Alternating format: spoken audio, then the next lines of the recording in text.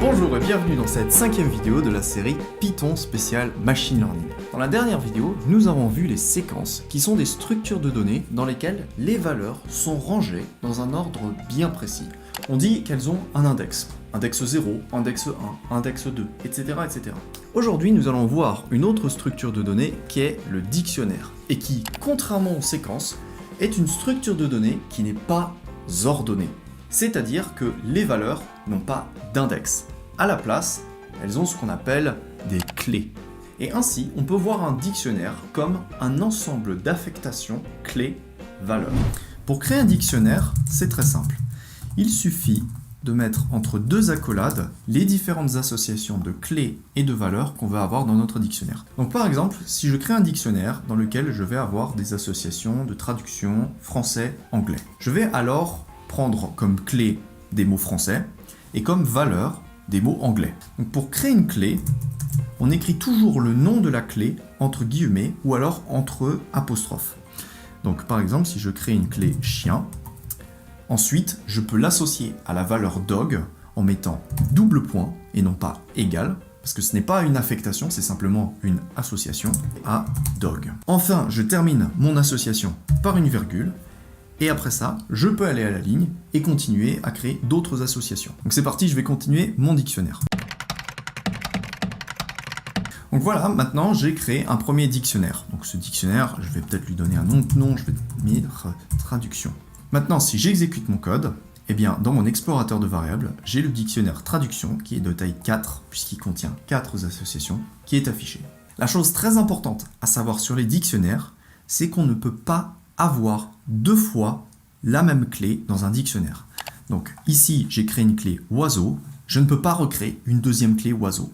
Voilà, ça c'est impossible. En revanche, je peux avoir autant de fois la valeur bird qui apparaît dans mon dictionnaire. Ça, c'est possible. Maintenant, bien entendu, des dictionnaires, on peut en créer qui contiennent toutes sortes d'associations. Là, j'ai fait des associations avec des chaînes de caractères, mais je peux créer un dictionnaire, par exemple, inventaire, et dans ce dictionnaire, je vais mettre le nombre de, par exemple, bananes que j'ai dans mon entrepôt, et je vais dire que j'en ai 5000, etc., etc. Et là, si j'exécute mon code, eh bien, j'ai le dictionnaire inventaire qui est de taille 3, qui est disponible dans mon explorateur de variables. Et tout comme les listes, les dictionnaires, on peut les nester. C'est-à-dire qu'on peut créer des dictionnaires qui contiennent d'autres dictionnaires. Donc par exemple, je peux créer un dictionnaire, mettons 3, puisque c'est mon troisième dictionnaire, qui contient des associations entre des clés qu'on va appeler dict1, et dict1, ça va être associé à mon premier dictionnaire traduction, et celui-là, ça va être mon inventaire. Si j'exécute mon code, j'ai dictionnaire 3, qui est un dictionnaire de taille 2, puisqu'il contient seulement 2 dictionnaires. Maintenant, parlons un petit peu machine learning, deep learning, etc. Parce que bon, on est quand même là pour ça, cette série s'appelle pas Python spécial machine learning pour rien. Si je vous montre les dictionnaires, c'est parce qu'en machine learning, surtout en deep learning, certaines personnes utilisent parfois des dictionnaires pour stocker les paramètres de leur réseau de neurones.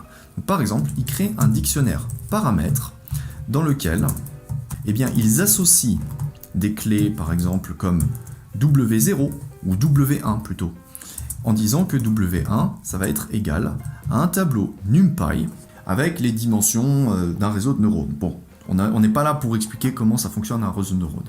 Ensuite, ils créeront une deuxième association entre une clé B1 et un tableau NumPy pour le paramètre B1.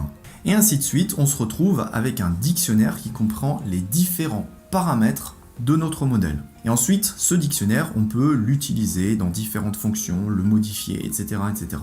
Donc ça, c'est bien évidemment si j'importe NumPy as NP. Maintenant, dans cette série, on n'a pas encore vu NumPy, on n'a pas encore vu les modules. Vous en faites pas, si vous êtes perdu, tout va bientôt s'éclaircir. Bon, maintenant qu'on a vu comment créer des dictionnaires et tout ce qu'on peut mettre dedans, on va se rendre dans Jupyter pour voir un petit peu les opérations de base qu'on peut faire sur des dictionnaires. Donc ça y est, on est dans Jupyter, j'ai recréé mon dictionnaire inventaire, dans lequel j'ai juste rajouté des cerises. Et si ce dictionnaire, pour commencer, on veut en imprimer toutes les valeurs, eh bien on fait inventaire.values.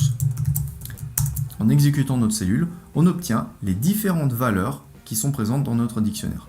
Si à l'inverse, on veut obtenir les clés de notre dictionnaire, on fait inventaire.keys donc qui est l'onglet pour clés. Et là, on obtient les différentes clés de notre dictionnaire. Maintenant, comme pour une liste, un dictionnaire, on peut en vérifier la taille en utilisant la fonction length. Et là, notre dictionnaire, il contient 4 associations. Maintenant, si on veut ajouter une association dans notre dictionnaire, c'est très simple. On écrit notre dictionnaire, puis on ouvre des crochets, et là, on va créer une nouvelle clé dans ces crochets. Donc, on ouvre des guillemets, et dedans, on peut créer une clé, par exemple, dire abricot. Et maintenant qu'on a créé la clé, on va créer la valeur qui doit être associée à cette clé. Donc, par exemple, on va dire ça. Et maintenant, si j'imprime inventaire, eh bien, inventaire, ça contient aussi une clé qui comprend des abricots. Alors maintenant, dans un dictionnaire, on n'a pas besoin d'avoir une méthode insert, comme pour les listes, ni une méthode append. Tout simplement parce que, comme je l'ai dit, un dictionnaire, ce n'est pas une séquence. Il n'y a pas de début, il n'y a pas de fin, il n'y a pas d'ordre. Donc ça n'a pas de sens de dire je veux avoir telle clé à telle position dans le dictionnaire, puisque la position n'existe tout simplement pas. En revanche, dans un dictionnaire, on va avoir accès à d'autres méthodes, comme celle qu'on vient de voir, keys, ou bien values, ou bien également from keys, get, ou items. Par exemple, la méthode get, elle peut être très utile dans les cas où on veut chercher dans notre dictionnaire une valeur qui est associée à une clé qui peut-être existe, peut-être n'existe pas. On n'en est pas sûr. Par exemple, imaginez que dans votre inventaire, vous pensez que vous avez des pêches, donc vous cherchez la clé pêche. Le problème, c'est que comme vous n'avez pas de pêche dans votre dictionnaire, eh bien Jupyter vous retourne une erreur, ce qui est jamais bon. Donc pour éviter ça, on utilise justement la méthode get, qui va nous retourner une valeur par défaut si la clé n'existe pas. Donc si par exemple je suis à la recherche de la clé pêche, eh bien ça ne me retourne rien, en réalité ça retourne none, ça je pourrais l'imprimer si j'écris print. Voilà, on obtient none, c'est-à-dire rien du tout. Si on veut, on peut également retourner une valeur par défaut dans notre méthode get. Pour ça, on écrit virgule et on écrit un deuxième argument. Par exemple, je peux écrire 1. Donc maintenant, si j'exécute mon code, j'obtiens 1. Si à l'inverse, je veux obtenir mes cerises, eh bien, la valeur pour les cerises va être affichée et non pas la valeur 1. Donc voilà pour la méthode get. Une autre méthode qui est très utile, c'est la méthode FromKeys. Cette méthode, elle nous permet de créer un dictionnaire tout entier à partir d'une liste de clés que l'on fournit. Donc par exemple, si j'ai la liste de villes suivantes, eh bien, je peux faire passer cette liste dans ma méthode FromKeys, ce qui a pour effet de créer un dictionnaire dans lequel j'ai comme clé les différents éléments de ma liste. Maintenant, si au moment de créer le dictionnaire, on désire associer une valeur à nos clés, parce qu'ici on a none, c'est-à-dire pas de valeur, eh bien, dans la fonction FromKeys, on va rajouter un autre argument qui sera notre valeur par défaut, qui sera affectée à toutes les clés. Par exemple, on pourrait créer une valeur défaut. Si j'exécute mon code, alors j'ai mes différentes clés, et chaque clé est associée à la valeur défaut. Une dernière méthode très intéressante sur les dictionnaires, c'est la méthode pop. Je précise au passage que cette méthode, elle est aussi disponible pour les listes. Cette méthode, elle nous permet d'extraire une association dans notre dictionnaire, ou bien sur les listes, elle nous permettrait d'extraire un élément de notre liste. Donc par exemple ici, l'association abricot avec la valeur 4922. Donc pour ça, on va écrire notre clé en tant qu'argument dans notre méthode pop. Et ce que va faire la fonction pop a deux effets. Le premier effet, ça va être de retirer cette association-là dans notre inventaire. Et le deuxième effet, ça va être d'extraire cette valeur en sortie de notre fonction pop. C'est-à-dire que la valeur 4902, je peux l'enregistrer, par exemple dans une variable qui s'appellerait fruit. Du coup, après avoir compilé mon code, si j'imprime fruit, eh bien j'ai la valeur 4902 qui s'affiche. Et si j'imprime mon inventaire, eh bien j'ai mon inventaire dans lequel il n'y a plus d'abricots. Voilà, pour finir ce tuto, on va parler de l'utilisation des dictionnaires dans les boucles for, parce que c'est un petit peu différent des listes. Imaginons qu'on fait for i in inventaire print i. Alors, ce qui se passe en exécutant ma cellule, c'est que ça ne m'affiche que les clés de mon dictionnaire, pas les valeurs. Si à la place des clés, je veux afficher les valeurs, eh ben on peut utiliser la méthode qu'on a vue juste avant, qui est justement d'utiliser la méthode value, ou values. Et maintenant, en exécutant ma cellule, j'obtiens toutes les valeurs. Et maintenant, si je veux afficher les deux, les clés et les valeurs, eh bien, on va utiliser la méthode items.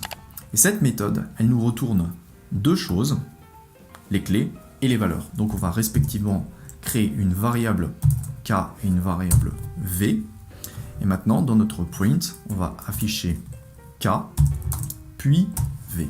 Si j'exécute ma cellule, maintenant j'ai mes clés et j'ai mes valeurs. Voilà, c'est tout ce qu'il y a à dire sur les dictionnaires, mais comme je vous l'ai dit, certaines personnes les utilisent en deep learning pour stocker les paramètres des réseaux de neurones au fur et à mesure qu'ils entraînent leur modèle. Maintenant, voici la réponse à l'exercice de la vidéo précédente, dans laquelle je vous avais demandé de créer la fonction Fibonacci de telle sorte à ce qu'elle puisse nous retourner une liste qui contient la suite de Fibonacci que l'on est en train de calculer. Donc pour faire ceci, il faut commencer par créer une liste qui contienne la variable A, c'est-à-dire un seul élément, et c'est-à-dire l'élément 0. Dans notre boucle while, une fois que A a été mis à jour, il faut le mettre à la fin de notre liste en utilisant la méthode append. Et donc ça nous permet de stocker tous les éléments de la suite de Fibonacci dans une seule et même liste.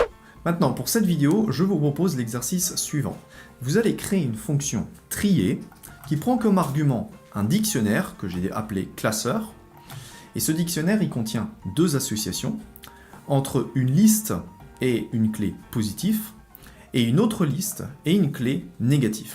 Et ce que cette fonction elle est censée faire, c'est ranger un nombre soit dans la liste de positif ou dans la liste de négatif en fonction du signe que ce nombre a. Voilà, c'est aussi simple que ça, et votre fonction, elle doit retourner le classeur. Si vous avez des questions, n'hésitez pas à les laisser en commentaire pour que je puisse vous aider. Sinon, la réponse à cet exercice, vous la trouverez comme d'habitude dans la vidéo de demain. Voilà, j'espère que cette vidéo vous a plu. Si c'est le cas, merci de vous abonner et je vous dis à très vite pour la prochaine vidéo.